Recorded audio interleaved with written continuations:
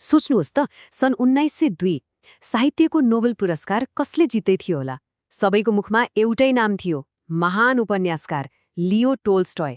तर भयो के भने इतिहासले यस्तो मोड लियो जसको कसैले कल्पना पनि गरेको थिएन। पुरस्कार एउटा यस्तो मान्छेले जित्यो जसको नाम सुनेर सारा संसार नै छक्क पर्यो, किनकि उनी एक इतिहासकार थिए। एकातिर विश्व साहित्यका बादशाह वार एन्ड पीस जस्ता महाकाव्य लेख्ने लियो टोल्स्टॉय, अनि अर्कोतिर जर्मनीका एक प्रोफेसर थियोडोर मम्सेन, जसको सबैभन्दा ठूलो काम थियो रोमको इतिहास भन्ने किताब। अब हेर्नुस् त, एकातिर उपन्यास, अर्कोतिर इतिहास। यो त खालि दुईजना लेखक बीचको प्रतिस्पर्धा मात्रै थिएन, यो त साहित्य भनेको के हो भन्ने प्रश्नकै लडाईँ थियो।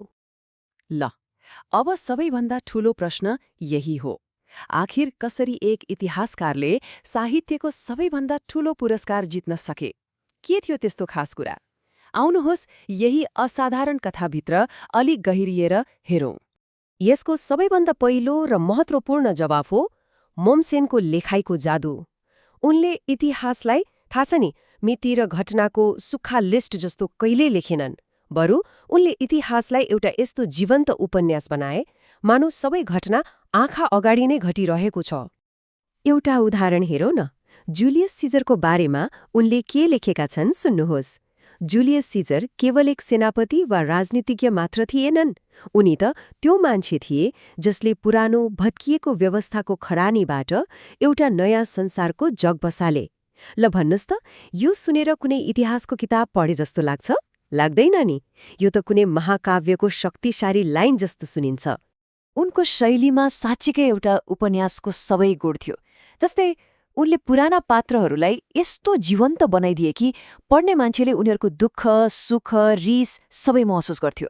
अनि अर्को गजबको कुरा के थियो भने उनले हजारौं वर्ष पुरानो रोमको राजनीतिलाई त्यति बेलाको जर्मनीसँग जोडिदिए। यसले के भयो भन्दा इतिहास एउटा पुरानो कथा मात्रै रहेन, बरु एकदमै सान्दर्भिक र आजकै जस्तो तात्कालिक महसुस भयो। तर मोमसेनको कथा उनको कलममा मात्रै सीमित छैन है। उनको आफ्नै जीवन आफैमा एउटा सङ्घर्ष, आँट र साहसको कथा हो।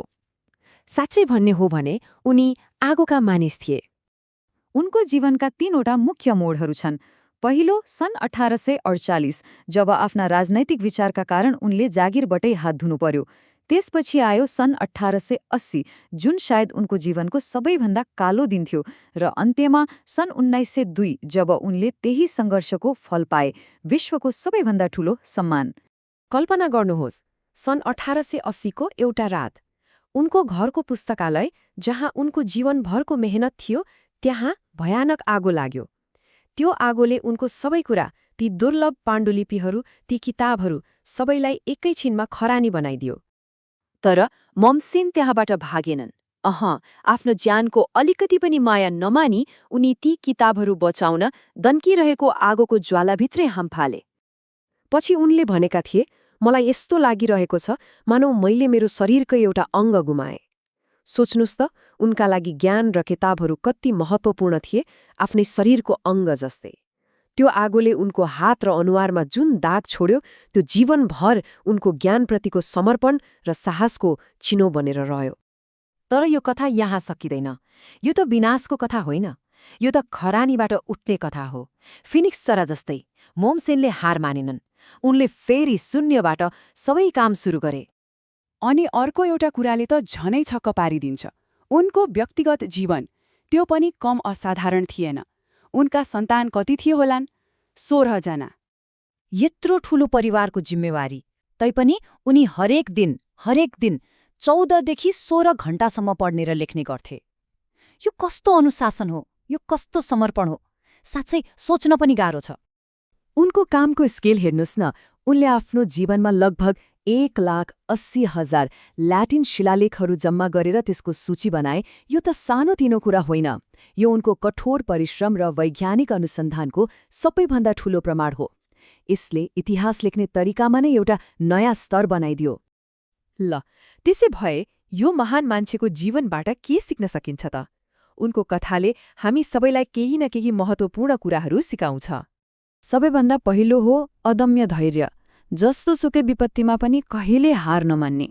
दोस्रो हो बौद्धिक साहस, मतलब सत्य कुरा बोल्न कहिल्यै नडराउने।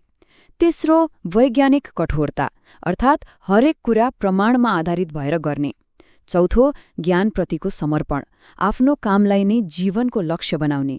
र अन्त्यमा पाँचौं इतिहासको सान्दर्भिकता, अर्थात् विगतबाट सिकेर वर्तमानलाई सुधार्ने। अन्त्यमा एउटा कुराले उनको विरासतलाई एकदमै राम्रोसँग बताउँछ। मोमसेनका पाण्डुलिपिहरू त आगोले जले होलान्, तर उनले जुन ज्ञानको दियो बाले त्यसलाई संसारको कुनै आगोले निभाउन सकेन। उनको जीवनले यही देखाउँछ, मान्छे त नाश भएर जान्छ, तर उसले सृजना गरेको विचार त्यो सधैँ अमर रहन्छ।